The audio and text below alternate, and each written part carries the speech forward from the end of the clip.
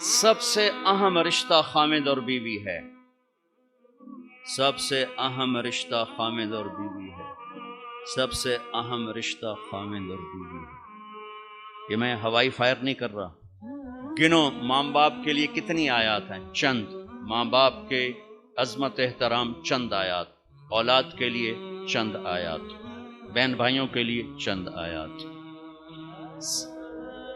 لیکن خامد اور بیوی کے لیے سینکڑوں آیات ہیں، پورا مضمون چلتا ہے، پوری سورت چلتی ہے کہ ایک گھر کیسے آباد ہو۔ قرآن نے کس رشتے پر زور دیا وہی اہم ہو۔ کتنا یہ رشتہ ذلیل ہو چکا ہے، کتنی بیویاں روزانہ مار کھاتی ہیں، کتنی بیویوں کو مارا جاتا ہے، گالیاں دی جاتی ہیں، ان کے ماں باپ کو گالیاں دی جاتی ہیں، ان کے بہن بھائیوں کو گالیاں، ساس سسر کتنی ننگی تلوار ہیں۔ تم سارے علماء مفتی بیٹھے ہو، کہیں ساس بہو کے رشتے کے کوئی حقوق آئے ہیں؟ کہیں سسر اور بہو کے رشتے کے کوئی حقوق آئے ہیں؟ لیکن میرا معاشرہ سارا حق ساس سسر کے آنے والی بہو پر ڈالتا، خامد تو بیچ میں شامل ہوا جائے، بچو پتہ نہیں کدو آ گیا، تو پھر چھاڑ سانو کرن دے جو کرنا۔ ایک عورت جب ماں ہوتی ہے تو روئیں سے محبت کے چشمے، جب ساس بنتی ہے تو روئیں سے زہر اگلنے لگ جاتی۔ یہ کیا معاشرہ ہے؟ اس معاشرے نے کو ہم، یہ علماء کا قصور ہے کہ انہوں نے معاشرت نہیں سمجھائی۔ اچھا، ایک اس رشتے کی اہمیت اس وجہ سے سینکڑوں آیات ہیں، ایک اس کی کمزوری اس وجہ سے، اس کو بچانے کے لیے، چونکہ ماں بیٹے کا رشتہ ٹوٹتا نہیں، بہن بھائی کا رشتہ ٹوٹتا نہیں، باپ بیٹے کا رشتہ ٹوٹتا نہیں، خامد بیوی کا رشتہ ایک بول پر ٹوٹ جاتا۔ اس کو بچانے کے لیے ادھر سے، اس لیے یہ فقہا کہیں گے کہ اللہ تعالیٰ نے بیوی کا حق رکھا کہ الگ گھر دو، اگر وہ مالدار ہے تو الگ گھر دے، تاکہ وہ میاں بیوی زندگی شروع کریں، ان کے مسائل تھوڑے ہوں گے۔ بیچ میں ساس بھی آ گئی، بیچ میں سسر بھی آ گیا، بیچ میں نند بھی آ گئی، دیور بھی آ گیا، بھابیاں بھی آ گئیں، وہ دیکھتی ویسی چٹنی بن گئی پہلے دن۔ چند دن پہلے ہمارا ایک ساتھی ہم بتا رہا تھا جی کہ وہ صاحب جب بیوی کو مارتے تھے نا تو ساتھ ان کے ابا بھی آ جاتے، ان کی اماں بھی آ جاتی، ان کی بہن، ان کے بھائی، سارے مل کر بیوی کی پٹائی کرتے تھے، اور بڑا دیندار گھرانہ کہلاتا تھا وہ علاقے کا۔ اگر وہ الگ گھر نہیں لے کے دے سکتا تو کرائے پر لے کر دے، اس کو الگ رکھے، اگر اس کا مطالبہ ہے، مطالبہ نہیں پھر تو ٹھیک ہے۔ اگر کرائے پر بھی لینے کی سخت نہیں تو گھر میں پورا پورشن اس کو لے کر دے، پورا پورشن دے جس میں وہ آزاد ہو۔ اگر اس کی بھی ہمت نہیں تو ایک کمرہ، ایک کچن، ایک ٹوائلٹ اس کا الگ ہو جس میں اور کوئی نہ ہو۔ اگر اس کی بھی ہمت نہیں تو پھر روزے رکھے تھے، تسبیح پڑھے، کسی دین کو برباد نہ کرے، پھر کسی کی بیٹی کو برباد نہ کرے، پھر اپنے روزے رکھے۔ یا معاشر الشباب من استطاع منکم الباۃ فلیعفل وان لم یستطع فعلیہ بالصیام۔ روزے رکھو، تسبیح پڑھو، کسی کی بیٹی کو برباد نہ کرو۔ یہ بہت خوبصورت رشتہ ہے، لیکن جوائنٹ فیملی سسٹم نے اسے تباہ کر کے رکھ دیا۔ جوائنٹ فیملی سسٹم بہت اچھا، مشترکہ نظام زندگی بہت اچھا تھا جب ایک دوسرے کے حقوق کا پتہ تھا، اب حقوق کا نہیں پتہ، لہٰذا ادھر سے آگ، ادھر سے آگ، ادھر سے آگ، ادھر سے آگ۔ میں سر درد کا مریض ہوں، تھوڑی تھکاوٹ شروع ہو جاتا، فاقہ شروع ہو جاتا، تو میں روزے رکھنے کے لیے مری چلا جاتا ہوں کہ بھئی چلو کوئی ٹھنڈک، روزے کا لمبا ہونا اور ٹھنڈک شاید اس کو کچھ وہ بیلنس کر دیتا ہے، تو میں کچھ 3-4 روزے پھر بھی چھوٹ جاتے ہیں لیکن اکثر پورے ہو جاتے ہیں۔ تو بھوربن میں وہاں ایک جگہ میں ٹھہرتا ہوں، تو عصر کے بعد میں تھوڑا بیان کرتا ہوں معاشرت پر۔ تو پہلی دفعہ جب میں وہاں ٹھہرا تو 8ویں دن امام مسجد کی بیوی آئی ہمارے پاس، میری بیگم کے پاس، کہ جی بیگم صاحب، میں نے آپ کا اور مولانا کا شکریہ ادا کرنا ہے کہ آج میری زندگی کا پہلا ہفتہ ہے میرے خامد نے مجھے مارا نہیں، پہلا ہفتہ۔ امام مسجد، امام مصلی پہ کھڑے ہونے والے، کہا پہلا زندگی کا ہفتہ ہے میرے خامد نے مجھے مارا نہیں، ورنہ میری ہر دوسرے دن پٹائی ہوتی تھی۔ اور 10ویں دن امام صاحب خود آ گئے، کہا مولانا صاحب ہمیں پتہ ہی نہیں تھا زندگی کیسے گزار، ہمارے جو ماحول میں تھا ہم وہی کر رہے تھے۔ کہ میرے بہنوئی نے میری بہن کی ایک دفعہ ٹانگ توڑی، ایک دفعہ بازو توڑا، اور عالم دین ہے، عالم دین ہے. ہمیں کسی نے یہ بتایا نہیں تھا. ہم نے زندگی میں پہلی دفعہ یہ باتیں آپ کے منہ سے سنی کہ زندگی کیسے گزار. عورت پر مرد کا اعتماد. کتنے لوگ ہیں بیویوں کے روزانہ موبائل چیک کر رہے ہوتے ہیں، کدھر کال کی تھی، کیا میسج آیا تھا. انہیں شریف زادیوں کو برباد کر کے رکھ. اور کتنی عورتیں ہیں جو اپنے خامدوں کا موبائل ڈھونڈ رہی ہوتی ہیں، وہ سو جاتے ہیں موبائل چیک کرتی ہیں، کہیں کہاں فون کیے، کیا میسج آئے. اس بد اعتمادی نے کتنے گھر اجاڑ دیے. ابھی ایک طلاق ہوئی ہے میری اپنی فیملی میں، ابھی طلاق ہوئی، کہ اس کم وقت کو اتنا شک تھا کہ متقی ترین بچی کو اس نے طلاق دی. شک. شیطان کو کیوں خامند اور بیوی کا جھگڑا سب سے زیادہ پسند ہے کہ چھاؤں ہٹ گئی اور اگلی نسل تباہ ہوگی. شیطان روزانہ کچہری لگاتا ہے، پوچھتا ہے آج کیا کیا، کوئی کچھ کہتا ہے، کوئی کچھ کہتا ہے، سب کو ٹھنڈا جواب دیتا ہے ٹھیک. ایک شیطان کھڑے ہو کر کہتا ہے حضور میں نے میاں بیوی کو لڑایا، تو کم وقت اپنی ایسی یوں اچھلتا ہے، تو ہے جو کر کے آیا ہے، آجا. اس کو گلے لگاتا ہے، اس کو اپنے پاس بٹھاتا ہے، کہتا ہے یہ ہے وہ کام. کیوں کہ اس نے چھاؤں ہٹا دی، اس نے نیند اجاڑ دی، اس نے بارشوں کو روک دیا. کیا ہوگا؟ زمین بنجر، نیندیں برباد، اعتماد ختم، نسل برباد. کیوں طلاق کو سب سے زیادہ بدترین حلال کہا؟ کیوں میرے نبی نے فرمایا علی طلاق سے بچنا. امام غزالی کی روایت ہے کہ جس کی بیوی بدتمیز اور اس نے صبر کیا، جس کی بیوی بدتمیز اور اس نے صبر کیا، تو اسے وہ اجر ملے گا جو نوح علیہ السلام اور لوط علیہ السلام کو ملا. جس کا خامد بدتمیز اور اس کی بیوی نے صبر کیا، تو اسے وہ اجر ملے گا جو حضرت آسیہ کو فرعون کی زوجیت میں ملا. عرب کے ماحول میں بیوی سے اظہار محبت کسی سردار کے لیے عیب تھا، عیب. معشوق کے لیے اظہار محبت فخر تھا، اس کے لیے شعر و شاعری فخر تھا. لیکن مجھے بیوی سے پیار ہے، یہ موت. ماحول ایسا ہے کہ بیوی سے اظہار محبت عیب ہے اور معشوق سے اظہار محبت فخر ہے. اس ماحول میں میرے نبی مسجد نبوی میں ہیں اور آپ کے گرد مجمع ہے، اور ایک شخص پوچھتا ہے یا رسول اللہ من احب الناس الیک. کان میں نہیں، کھل کے پوچھتا ہے. آپ اس کے کان، یا رسول اللہ من احب الناس الیک، آپ کو سب سے زیادہ کس سے پیار ہے؟ آپ نے زور سے کہا عائشہ سے. عائشہ سے. مفتی نعیم کہے گا؟ آپ نے کہا عائشہ سے. وہ تو ہل گئے، یہ کیا ہوا؟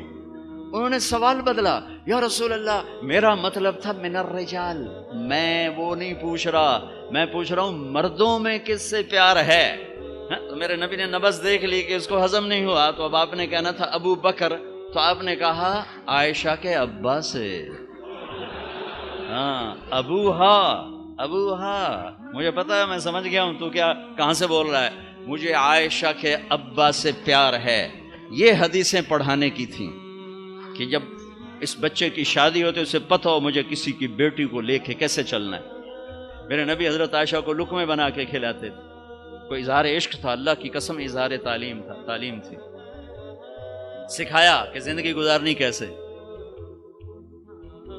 ان کو آٹا گوندھ کے دیتے تھے، چونکہ ابھی شروع میں ان کو آٹا گوندنا نہیں آتا تھا، تو آٹا گوندھ کے دیتے تھے. اور عرب بڑی بڑی بوٹیاں پکاتے تھے، تو حضرت عائشہ بوٹی اٹھا کے ایسے نوچتی اور پھر رکھ دیتی. تو اللہ کے نبی بوٹی اٹھا کر جہاں سے حضرت عائشہ نے نوچا ہوتا تھا وہاں سے نوچ کے دکھا کے کھاتے تھے. میرے رب کی قسم اظہار یہ ہمیں تعلیم دی ہے کہ زندگی کیسے گزارے. پھر بڑے بڑے پیالے ہوتے تھے پانی پینے کے، چھوٹے گلاس نہیں. چھوٹا گلاس تو بخل کی نشانی، اب تو اور چھوٹے ہو گئے کہ کپ کو گلاس بنا دیا. تو بڑے بڑے گلاس ہوتے تھے، تو اما عائشہ رضی اللہ عنہا پانی پی رہے ہیں، رکھ دیا. میرے نبی اٹھا کر جہاں حضرت عائشہ کے ہونٹ لگے ہوتے تھے وہاں ہونٹ رکھ کے پانی پیتے تھے. صرف تعلیم. جس ہستی نے اللہ کو آنکھوں سے دیکھ لیا ہو اس کو کسی چیز کی رغبت ہو سکتی ہے؟ جنت بھول جائے گی جب اللہ اپنا دیدار کرائیں گے، اب پردہ پوشی فرمائیں گے تو کہیں گے یا اللہ جنت نہیں چاہیے، تو چاہیے. بس تجھے دیکھتے رہیں، بیٹھے رہیں تصور جانا کیے ہوئے از لذت دیدارش، خسرو چتواں گفتن سر دادن و جان دادن نادیدہ رخ یارے۔ امیر خسرو کہہ رہے ہیں کہ یا اللہ، بن دیکھے تیرے لیے لوگ سولیوں پہ چڑھ گئے، آروں سے چر گئے، چھروں سے کٹ گئے، بن دیکھے تیرے عشق میں جب تجھے دیکھیں گے تو کیا حال ہوگا۔ از لذت دیدارش خسرو چتواں گفتن سر دادن و جان دادن نادیدہ رخ یار۔ تو جس ہستی نے اللہ کو دیکھا ہو ان کے لیے عورتوں کی کیا رغبت ہے؟ یہ صرف سکھانا۔ ایک حدیث سنا دے، ما تزوجت وما زوجت الا بوحی من السماء نزل به جبریل۔ لوگوں، میں نے جہاں شادی کی، میں نے جہاں بیٹی دی، پہلے آسمان سے وحی آئی، پھر میں نے قدم اٹھائے۔ اللہ کی قسم ہمیں سکھانے کے لیے سکھانے۔ ہاں سفر سے واپسی ہو رہی ہے، ٹھیک ہے، آپ نے صحابہ سے کہا چلو بھائی تیز ہو جاؤ، وہ سارے تیز ہو گئے، یہاں تک کہ نظروں سے غائب ہو گئے، ٹھیک۔ تو اب کون رہ گئے؟ اما عائشہ اور میرے نبی۔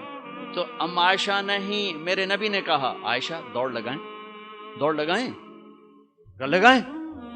اللہ اکبر، مفتی نعیم کا اتنا بڑا پیٹ، یہ دوڑ لگائے گا بیگم کے ساتھ؟ اور مولا منظور مینگل کا اس سے بھی بڑا ہو گیا، یہ لگائیں گے؟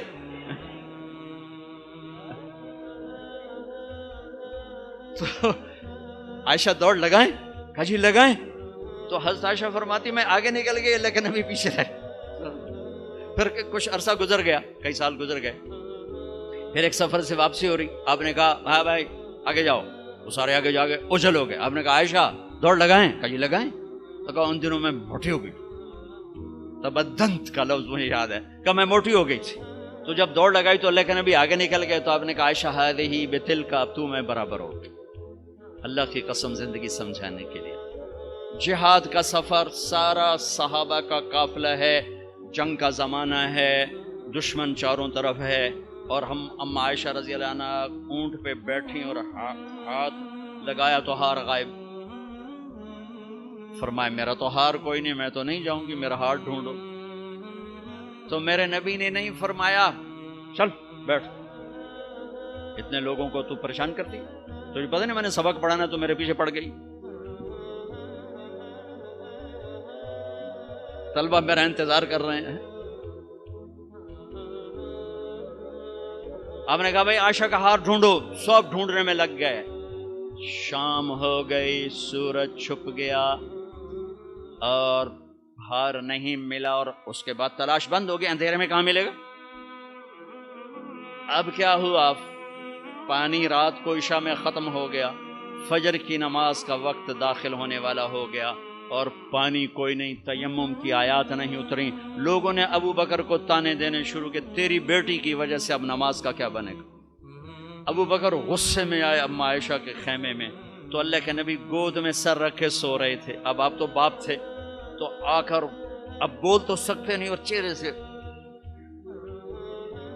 دوری تیری وجہ سے ہو، اور یہاں پسلی میں ماری انگلی، زور سے انگلی ماری۔ تو کہتے میں ایسے سخت ہو گئی تاکہ میرا بدن حرکت نہ کرے کہ کہیں اللہ کے نبی اٹھ نہ جائیں۔ تو چہرے سے غصے کا اظہار کر کے، اور تو اللہ نے آیات تیمم اتاری۔ اس موقع پر تیمم کی آیات پہلی دفعہ 8000 سال میں یہ ہونے لگا ہے۔ بھلا مٹی سے آدمی صاف ہوتا ہے اور گندا ہو جاتا ہے؟ اللہ نے کہا نہیں، فتیمم، چلو تیمم کرو۔ اب سارے صحابہ میں خوشی کی لہر، اور سعد بن عبادہ کہنے لگے اے آل ابو بکر، یہ پہلی تو نعمت نہیں ہے جو تمہارے گھرانے کے طفیل ہمیں ملی ہے، اس سے پہلے بھی بڑی نعمتیں تمہارے گھر کی طفیل ہمیں ملی ہیں۔ اللہ نے تیمم کی آیت اتار۔ میرے نبی نے قافلے کو نہیں چلایا، یہاں تک کہ حضرت عائشہ نے کہا اچھا یا رسول اللہ اب چلیں، ہار کو چھوڑیں۔ پھر میرے نبی چلے، اور جب اونٹنی کو اٹھایا تو ہار اس کے نیچے پڑا ہوا تھا، وہ سارا باہر ڈھونڈتے رہے، ہار نیچے چلا گیا تھا گر کر۔ یہ میرے نبی کی زندگی ہے، یہ مینگل صاحب سے کہتا ہوں پڑھائیں، مفتی نعیم سے کہتا ہوں یہ زندگی پڑھائیں، کہ ان کی بیویاں ان کو دعائیں دیں، ان کے ماں باپ ان کو دعا دیں، ان کی اولاد ان کو دعا دے۔ وہ باپ نہیں ہے جس کو دیکھ کے بچے ڈر جائیں، وہ تھانے دار ہے، تھانے دار بیٹھا ہے، وہ استاد نہیں جس کو دیکھ کے شاگرد ڈر جائے، وہ تھانے دار ہے۔ وہ خامد نہیں ہے جس کو دیکھ کے بیوی سہم جائے، وہ تھانے دار ہے۔ خامد وہ ہے جس کو دیکھ کے بیوی خوش ہو، باپ وہ ہے جس کو دیکھ کے اولاد خوش ہو، استاد وہ ہے جس کو دیکھ کے شاگرد خوش ہو۔ اگر زندگی کو نکھارنا ہے، ضبط کرنا سیکھو، برداشت کرنا سیکھو، غصے کو پینا سیکھو۔ یغلبن الکریم ویغلبہن اللئیم۔ اللہ اکبر۔ میرے نبی نے فرمایا اخلاق والے پہ بیویاں غالب آ جاتی ہیں اور بد اخلاق بیویوں پہ غالب آ جاتے ہیں۔ لَأَنْ أَكُونَ مَغْلُوبًا كَرِيمًا أَحَبُّ إِلَيَّ مِنْ أَكُونَ غَالِبًا لَئِيمًا۔ میں اخلاق والا بن کے بیوی سے دب کے رہوں، یہ مجھے پسند ہے اس بات سے کہ میں بد اخلاق ہو کر، کمینہ ہو کر بیوی پہ غالب آؤں۔ لئیم بد اخلاقی کی آخر جس کو ہم کمینہ کہتے ہیں۔